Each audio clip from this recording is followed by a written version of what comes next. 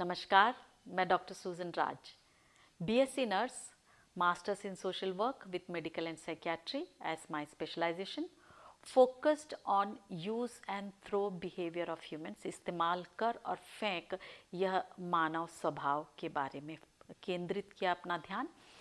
और doctorate humanities में मिली मुझे और लवण चिकित्सा में मेरा सर्टिफिकेशन हुआ है। अब मेरा जो ज़िंदगी का कॉलिंग है वह है हीलिंग आवर माइंड, सॉइल हमारी ज़मीन, और बॉडी हमारी देह, दिमाग, ज़मीन और देह की चंगाई करने के लिए मैं बुलाई गई हूँ। 30 साल के मेरे इस जीवन की यात्रा में मैंने 3 चीज़ें बहुत महत्वपूर्ण तरीके से सीखा है इन निष्कर्ष के रूप में। पहला है कि स्वास्थ्य और बीमारी एक संकेत है पर्यावरण के साथ हमारे व्यवहार का, और दूसरा, परिभाषा जो है वो हमें एक दिशा देती है अपने लक्ष्य को प्राप्त करने की। यदि परिभाषा गलत हुई तो गलत दिशा में जाएंगे और गलत लक्ष्य प्राप्त होगा। जैसे कि बीमारी की परिभाषा यदि गलत हुई तो हमारा इलाज गलत होगा। गलत इलाज का मतलब हम ऐसा इलाज करेंगे जिससे कि और भी हमारे शरीर में विष के अणु एकत्रित हो जाएंगे और फिर रोग बढ़ जाएंगे और हम किस लक्ष्य पे पहुंचेंगे? ना इलाज बीमारी उत्पन्न करने के लक्ष्य में पहुंचेंगे। तो मैं हमेशा कहती हूँ कि अब तक के हमें सिखाया गया वो परिभाषा गलत थी, इसीलिए हमें ऐसी बीमारियों को बताया गया कि वो ना इलाज है, परंतु अब हम उस परिभाषा को सही कर दिए हैं ताकि हर बीमारी का इलाज हो सकता है। और तीसरी बात जो हमने सीखी है वह है कि कई बातों की महत्वपूर्ण ज़िंदगी के रहस्यों का, महत्वपूर्ण ज़िंदगी की बातों का व्याख्यान जो है जब लंबा होता है तो उसे याद करने के लिए लघु फॉर्म, छोटे रूप में हमें सिखाया जाता है और फिर कई पीढ़ियों से उसको समझाने की जो जिम्मेदारी है जब पूरी नहीं होती है तो बात का बतंगड़, अर्थ का अनर्थ होता है। जैसे कि भगवान की पूजा, पुण्य और पाप, ये शॉर्ट फॉर्म्स हैं। भगवान का अर्थ है भूमि, गगन, वायु, अग्नि, नीर। पूजा का अर्थ है पूर्ण जिम्मेदारी लेना। यदि हम भूमि, गगन, वायु, अग्नि, नीर की पूर्ण जिम्मेदारी लेते हैं तो पुण्य मिलेगा। पुण्य का अर्थ होता है पूर्ण न्याय, निष्पक्ष योजना सहित पुण्य। यदि पूर्ण जिम्मेदारी न ली जाए तो गैर जिम्मेदारी बनती है और जिससे क्या उत्पन्न होता है? पाखंड, अन्याय और पक्षपात। इसके आप शुरू के शब्दों को लेंगे प तो बनता है पाप। तो गैर जिम्मेदारी से पाप बनता है और जो स्वभाव बनता है उस स्वभाव का नाम है इस्तेमाल कर और फेंक। जब हम इंसान को इस्तेमाल करके फेंकते हैं तो उससे आती है गरीबी, अनाथपन, वैश्यावृत्ति और अपराधी दुनिया का निर्माण होता है। और जब हम वस्तुओं को इस्तेमाल करके फेंकते हैं तो हमारे आसपास में कचरे के बड़े बड़े डंपिंग यार्ड्स बन जाते हैं जो आप अक्सर चारों तरफ देखते होंगे। और फिर हमारी नदियाँ जो होती हैं वह कचरे को ले जाने वाली वाहन बन जाती है, ढोने वाली वाहन, और समुद्र तक वो पहुँचता है। और ये जो इस्तेमाल कर फेंक, इंसान और वस्तु को फेंकने से घूम फिर के हमारे पर्यावरण का जो दूषित प्रदूषण होता है उससे हमारे शरीर में टॉक्सिन अर्थात विष के अणु बढ़ जाते हैं और रोगाणु इन विष के अणुओं को खाने के लिए आते हैं और फिर हम कहते हैं बीमारी हो गई। तो ये 3 बातों के ऊपर कैसे हम इस निष्कर्ष पर पहुँचे, इसके लिए मैं अपने जीवन की यात्रा में, इस सफ़र में आपको ले चलती हूँ। मेरा जो एजुकेशन है वो पहला नर्सिंग में हुआ। वहाँ पर मुझे बर्न वार्ड, जले हुए के वार्ड में पोस्टिंग हुआ करती थी। वहाँ से मुझे पता चला कि लिंग भेद कितना भयानक तरीके से हमारे देश में है, जहाँ पर 95% महिलाएं हुआ करती थी और सबके पीछे एक ही कारण होता था कि उसके ससुराल में उसे जला दिया गया। और फिर मेरे विवाह के पश्चात जब मैं पूना आई तो यहाँ पर मुझे मास्टर्स करने का मौका मिला सोशल वर्क में, और मेडिकल एंड साइकियाट्री मेरा सब स्पेशलाइजेशन था। तो मुझे पता चला कि गरीबी, अनाथपन के बाद जो तीसरा प्रॉब्लम था वह था वेश्यावृत्ति। और हमारे परिवारों में कभी भी इन बातों के बारे में बताया नहीं गया था, और हमारी पोस्टिंग वहाँ लग गई थी। और उसके बाद हमें वहीं पर काम करने का ऑफ़र मिला। हमारे परिवारों के बड़े ऑब्जेक्शन के बावजूद भी हमारे हस्बैंड ने पूरा सपोर्ट किया हमें इस मामले में, और हमने पूना के रेड लाइट एरिया में टीम के साथ जाकर एक प्रोजेक्ट किया, जहाँ पर इस उद्देश्य से गए थे कि वहाँ HIV नाम की जो बीमारी उस समय में फैलाई गई थी, जैसे आज कोविड का कांड हुआ उसी प्रकार से उन दिनों HIV का कांड हुआ। और वहाँ की एक घटना आपको बताना चाहती हूँ। हम रेड लाइट एरिया में घूमते थे। हमारा उद्देश्य था कि कैसे भी लोगों को बचाना है, क्योंकि रेड लाइट एरिया से सबसे अधिक HIV की जो बीमारियां हैं वो फैल रही हैं। तो इन महिलाओं के साथ बात करना, उनके घरवालियों के साथ बात करना, उनको सिखाना, ये सबसे कठिन जो टास्क कहते हैं हमें दिया गया था। तो हम अपने टीम के साथ घूम रहे थे, तो कोई हमसे बात इसलिए नहीं करता था क्योंकि उन्हें शंका होती थी शायद ये पुलिस वालों के जासूस होंगे। और एक हफ्ते इस तरह से घूमने के बाद एक महिला ने बड़ी हिम्मत करके हमसे बात करने आई और कहा कि आप आओ, हम आपसे पूछना चाहते हैं। तो हमने कहा क्या पूछना चाहते हो? उन्होंने कहा कि आप इतने अच्छे घर की महिलाएं इस हमारे रेड लाइट एरिया में क्यों घूम रही हो? तो मेरे मुंह से उस समय एक जो जवाब निकला था, मैंने उसकी आंखों में देखकर कहा, इसीलिए हम घूम रहे हैं क्योंकि तुम एक महिला हो और हम भी एक महिला हैं। हमारे और तुम्हारे बीच में सिर्फ एक ही बात का अंतर है कि हम अपने ज़िंदगी का निर्णय खुद ले सकते हैं कि हमें सिर्फ एक व्यक्ति के साथ सोना है और जीना है, और तुम्हारे पास वो निर्णय लेने की ताकत नहीं है। बस इतना ही था कि मेरे आंखों में आंसू थे और उसके आंखों में आंसू थे। और उसने कहा कि आप बैठो, मैं आपको बताती हूँ कि आप कैसे काम करोगे। जब उसने हमसे सुना कि हम किस उद्देश्य के लिए आए हैं, तो उसने हमें कनेक्शन दिया कि किससे मिलने का है, कौन है यहाँ पर जो इस सिस्टम को चलाने में मदद करता है। और फिर हम पूरे सिस्टम को प्रोफेशनली समझे, अलग अलग स्तर के लोगों को समझकर फिर वहाँ पर हमने अपने प्रोग्राम को मॉडिफाई करके उन महिलाओं को सहेली प्रोग्राम के रूप में अपने पास अपॉइंटमेंट दिया। और अब सहेली संगठन के रूप में वहाँ पर महिलाएं काम करती हैं। उनका मुख्य उद्देश्य ये होता है कि किसी को भी बीमारी से कैसे बचाया जाना चाहिए। जब हम वहाँ ये काम कर ही रहे थे और काफ़ी लोगों के बीच में चर्चा हो रही थी, तो उसमें एक और दूसरी बात हमारे नज़र में आई। हमने वहाँ पर टीनेजर्स लड़कों को आते देखा, तो हमने कुछ को पकड़ा और पूछा कि आप लोग यहाँ क्या कर रहे हो इस यंग एज में? तो उन्होंने कहा हम तो क्या कहते हैं, मर्दानगी को टेस्ट करने आए हैं।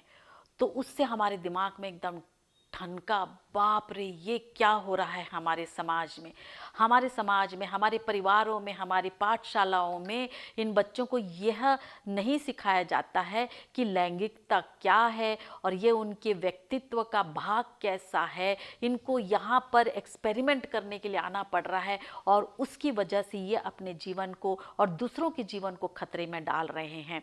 बस 4 साल के उस काम के पश्चात हमने डिसाइड किया कि हम अब बच्चों के दिमाग के ऊपर काम करेंगे, और इस प्रकार से उस प्रोजेक्ट को हैंडओवर करके हम नया प्रोजेक्ट बनाए बच्चों के लिए, जिसको हम उस समय कहते थे adventure unlimited hope for an AIDS free generation. इसमें हम खास कर ध्यान देते थे कि जो हमारे टीनेजर्स हैं उन्हें डिसीजन मेकिंग स्किल सिखाया जाए, क्योंकि प्रत्येक डिसीजन, निर्णय हमारे ज़िंदगी का एक उसका परिणाम होता ही है, चाहे हमें वो पसंद हो या ना पसंद हो। तो एक ख़ास प्रोग्राम के द्वारा जिसमें कहानियाँ और गाना और नृत्य और कई प्रकार के रोल प्लेस के साथ में हम स्कूलों में ये प्रोग्राम करने लगे और काफ़ी पॉपुलर हुआ पूना में यह प्रोग्राम, जिसमें हम माता पिता और शिक्षकों को भी बैठाते थे और उससे वो भी सीखते थे कि कितनी आसानी से हम इस सब्जेक्ट को बच्चों को ऐसा बता सकते हैं कि वह गर्व के साथ अपनी लैंगिकता को इज्जत के साथ में ले और किसी भी प्रकार का खतरा मोल ना ले। और बस यह करते हुए हमें मौका मिला कि हम यहाँ पर संस्थाओं के लिए HIV के अलग अलग प्रोजेक्ट स्थापित करने को दें।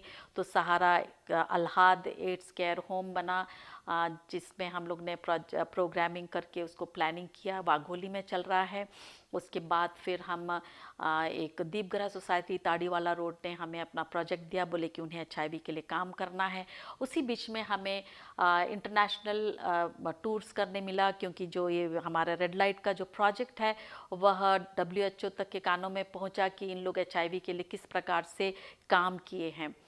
तो उसके बाद हमें 14th इंटरनेशनल एड्स का जो प्रोग्राम है अटेंड करने मिला थाईलैंड में। वहाँ पर एक वैज्ञानिक से हमारी मुलाकात हुई और उस वैज्ञानिक ने हमें बताया कि एक सैम थेरेपी उन्होंने बनाई है जिसमें सेलिनियम, एस्प्रिन और मल्टीविटामिन का इस्तेमाल होता है, इसलिए उसको सैम कहते हैं। और फिर उससे वो किस प्रकार से HIV के जो सेल के अंदर का जो प्रवेश है उसको कैसा रोक सकते हैं। और इस स्टडी को हम लेकर आए और यहाँ हमारे देश के जो नारी हैं उनको दिए, तो पता चला कि हमारे सरकारी संस्थाओं में इस प्रकार के शोध करने के लिए कोई खास विल पावर, उनकी इच्छा शक्ति नहीं थी। तो हमने उनसे प्रोजेक्ट ले लिया और फिर जब हमें दीपगृह सोसाइटी ताड़ीवाला रोड ने बुलाया कि उनका प्रोजेक्ट करना है, तो हमने उनसे कहा कि भाई हम इस सैम थेरेपी को न्यूट्रिशनल प्रोग्राम के रूप में इस्तेमाल करेंगे, क्योंकि इसमें सेलेनियम और मल्टीविटामिन मेन इंग्रेडिएंट्स हुआ करते थे और एस्प्रिन जो है उसकी पूरी स्टडीज़ अवेलेबल थी। तो जब ये प्रोजेक्ट उनके साथ में किया तो वहाँ पर एक ही साल में HIV पॉजिटिव्स के बीच की जो मृत्यु है बिल्कुल ज़ीरो हो चुकी थी ताड़ीवाला रोड में। इस बात को देखकर नेशनल इंस्टीट्यूट ऑफ नेचुरोपैथी जो बिल्कुल बाजू में ही थी, NIN, वहाँ के डायरेक्टर डॉक्टर बाबू जोसेफ ने हमें बुलाया कि उन्हें HIV के कुछ केसेस दे दें जिससे कि वो नेचुरोपैथी से काम कर सकें। और जब हमें तो एलोपैथी लाइन से आने की वजह से नेचुरोपैथी के बारे में कुछ खास जानकारी नहीं थी, हमें तो बस यही सिखाया गया था कि ये सारे ऑल्टरनेटिव मेडिसिन्स हैं और इसमें कोई साइंटिफिक स्टडीज़ नहीं हुई है, इस कारण से हमारा दिमाग भी उस तरफ काफ़ी बंद रहा करता था। तो जब उन्होंने कहा कि आप हमें HIV के केस दीजिए और हम नेचुरोपैथी से उसे ठीक कर देंगे, तो हमें बड़ी शंका हुई हमेशा की तरह। और हमने कहा नहीं, हम तो सैम थेरेपी से काफ़ी अच्छा काम कर रहे हैं। तो उन्होंने कहा आप सिर्फ 10 पेशेंट दे दीजिए और देखो कि हम कैसे अच्छा करते हैं। तो उसके पहले कि हम उन्हें पेशेंट दे दें, उन्होंने कहा कि आप आके देखिए कि नेचुरोपैथी से अलग अलग बीमारियां, BP है, शुगर है, ये सब कैसे ठीक होते हैं। और हम जैसे एलोपैथ लोगों के लिए तो इन बीमारियों का कोई इलाज ही नहीं होता है, तो हम कभी विश्वास ही नहीं करते थे, क्योंकि हमें सिखाया यह था कि इन चीज़ों पर विश्वास ना करो क्योंकि वो वैज्ञानिक नहीं होती है, अवैज्ञानिक हैं। इस प्रकार की गलत इन्फॉर्मेशन हमें दी गई थी। तो हम वहाँ गए तो जब हमने देखा, प्रैक्टिकली देखा कि लोगों में BP ख़त्म हो गई, उनकी सारी दवाइयाँ बंद हो गई, उनके शुगर ठीक हो रहे हैं, तो हमें बड़ी शक की नज़रों से तो देखा। लेकिन जब सबूत आपके सामने होता है तो आपकी बोलती बंद हो जाती है। तो बस उतना ही हुआ और हमने कहा कि ठीक है भाई, आप HIV क्योर होता है करके मत लीजिए, आप इन्हें सिर्फ इस तरह से लीजिए कि इनके प्रतिकार शक्ति को हम लोग बढ़ाकर देंगे नेचुरोपैथी से। तो वहाँ के डॉक्टर साहब ने हमसे कहा कि ऐसा करो कि आपको HIV और उसके सेल में जो एक्शंस हैं अच्छे से मालूम है, हमारे डॉक्टरों को वो समझा दो। तो हमें तो नेचुरोपैथी के बारे में कुछ ज्ञान ही नहीं था, तो हम सोचे कि चलो थोड़ा सा हम ज्ञान बटोर लेते हैं। क्योंकि यदि हमें उन डॉक्टरों से बात करना है तो थोड़ा बहुत नेचुरोपैथी तो मालूम होनी चाहिए। तो उस खोज में हम काफ़ी इंटरनेट में खोज किए तो पता चला कि नेचुरोपैथी के नाम से तो कुछ नहीं मिलता है, लेकिन आपको ज़रूर अल्कलाइन लाइफस्टाइल के बारे में मिलता है। और उसमें एक शब्द था, एक लवण चिकित्सा होती है, मास्टर मिनरल सोल्यूशन जो होता है वह भी हमारे शरीर को अल्कलाइन क्षारीय करती हैं। और बस आंखें खुलने का वक्त था और हमने जब उस लवण को, मतलब जो नमक में ऑक्सीजन मिलाया हुआ जो लवण है, उसको बिल्कुल आसानी से अवेलेबल हो जाता था और हमने उसे बना के उसका इस्तेमाल शुरू किया तो पता चला कि यह भी काम करता है। तो हमें बाद में हम नेचुरोपैथी में जाके लेक्चर तो ले लिए, लेकिन हमारा फोकस पूरा आ गया लवण चिकित्सा की तरफ। और फिर हमने अपने ऊपर इस्तेमाल किया उसे, और इसका पूरा इतना अच्छा रिजल्ट था। और इसके पीछे की स्टडीज़ बहुत अच्छी है कि ये बिल्कुल सिलेक्टिव किलर है और यह आपके अच्छे जीवाणुओं को बिल्कुल हानि नहीं पहुंचा सकती है। यह सिर्फ रोगाणुओं को और विष के अणु जो हमारी कोशिकाओं में है उसको हटाती है। तो इससे अच्छा चॉइस किसी भी व्यक्ति के लिए क्या हो सकता है। हम तो उसमें पूरा दिल लगा दिए। हमने HIV पॉजिटिव लोगों के सारे सेकेंडरी इन्फेक्शंस को इससे ठीक करते हुए, मतलब करवा कर देखा और उनसे कहा नमस्कार जी, गुड बाय अब आपसे। और हम कूद गए कचरे में, क्योंकि बहुत समय से हमें दिखाई दे रहा था इंसान के इस्तेमाल कर फेंकने की इस आदत से हमारे पूना के में कोई भी नदियां जो हैं अब नदियां नहीं रह गई थी। तो ये इसके एक बहुत बड़ा बर्डन था हमारे दिमाग में। तो अब तक के हम काम कर रहे थे इस्तेमाल कर फेंक इंसानों का हो रहा था, तो हम उनके बीच में काम करके काफ़ी अनुभव आ गया और बीमारियों के बारे में समझ में आ गया कि किस प्रकार से हमारे शरीर में बीमारियां होती हैं। उसके नई परिभाषा हमें समझ में आने लग गई। और उसके बाद फिर हम कचरे में हाथ लगा लिए और उससे सागर मित्र नाम का एक प्रोजेक्ट हमने डिज़ाइन किया, जो कि अब करीब 300 स्कूल से ज़्यादा चल रहा है। हमारी जो टीम है उसके लीडर विनोद बोधंकर उसको लेकर चल रहे हैं। करीब 2.5 लाख बच्चे हैं। उनका एक ही मोटो होता है कि हमारे घर के अंदर प्रवेश किया हुआ एक एक टुकड़ा प्लास्टिक स्वच्छ और सूखा रखा जाए और ये महीने में एक बार अपने स्कूल में लाया जाए। और सारे बच्चे इसे लाते हैं और उन्हें हम पहला उनका एक सेशन लेते हैं, उसके बाद ही ये शुरू होता है। उस सेशन में उनका दिमाग ज्ञान के साथ में दिल अपने इमोशंस, अपनी भावनाओं के साथ में कनेक्ट करके हाथ से एक्शन लिया जाता है। यहाँ हम कहते हैं HHH, head heart and hand का कनेक्शन करवा दिया जाता है। और उसके बाद उनका एक्शन होता है कि हर एक प्लास्टिक के टुकड़ा जो उसके घर में आया है उसको सूखा और स्वच्छ रखा जाए। और महीने में एक बार स्कूल में सारे बच्चे उसे लेकर आए। और लेकर आने का मोटिवेशन क्या था कि उनके पर्यावरण के जो विषय के अंतर्गत यह हुआ करता है आज भी, और उसमें उन्हें मार्क्स मिलेंगे। और जब कबाड़ी वाला उसे खरीद के ले जाता है तो उनके ग्रुप के लिए वह पैसे मनी देगा और मिटिगेशन ऑफ एनवायरनमेंट, पर्यावरण को सुरक्षित रखने का जो सेटिस्फैक्शन है, जो संतृप्ति है, वो उन्हें महसूस होगी। और यह जो प्रोजेक्ट है अब काफ़ी स्कूलों में है। करीब 2 से 2.5 लाख बच्चे इस प्रोग्राम में भागी हैं। और उन्हें ये भी सौभाग्य मिला है कि Guinness book of world record में, जहाँ पर विश्व का सबसे बड़ा टी शर्ट बनाया गया रिसाइकल्ड प्लास्टिक से, तो उसमें उनका भी नाम आया है, क्योंकि उस समय उन्होंने 138,000 किलो प्लास्टिक को बेघर होने से बचाया और वो रिसाइकलिंग में गया।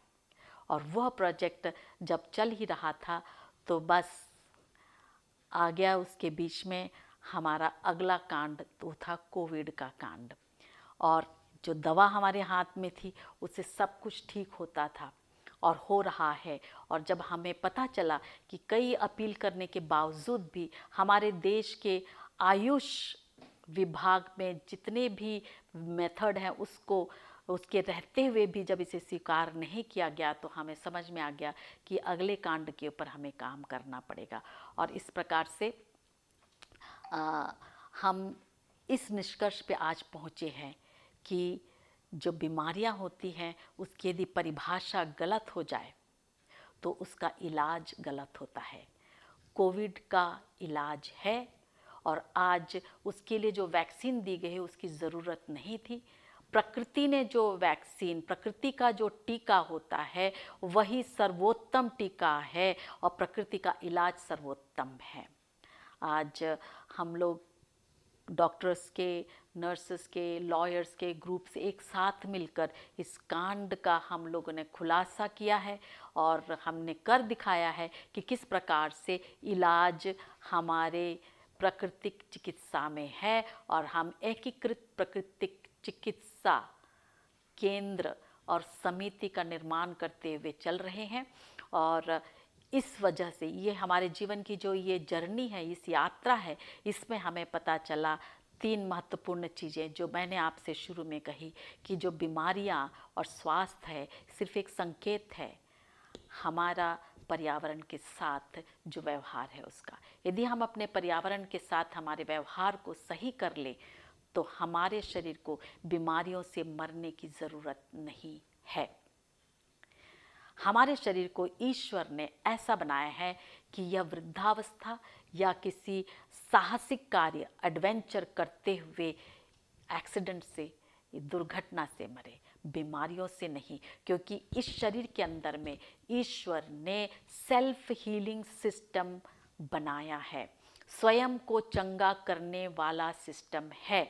और उसके लिए हमारे शरीर के हमें क्या करना, हमारे शरीर को क्या करना होता है, सिर्फ एक चीज़ जो इनपुट हमने अंदर दिया है वो है हवा, पानी, भोजन और विचार। इसका सही तरीके से प्रोसेसिंग हो और सब प्रोसेस होने के बाद बाहर निकास उसका अच्छा हो। हवा अंदर ऑक्सीजन के रूप में जाती है तो कार्बन डाइऑक्साइड के रूप में बाहर आती है।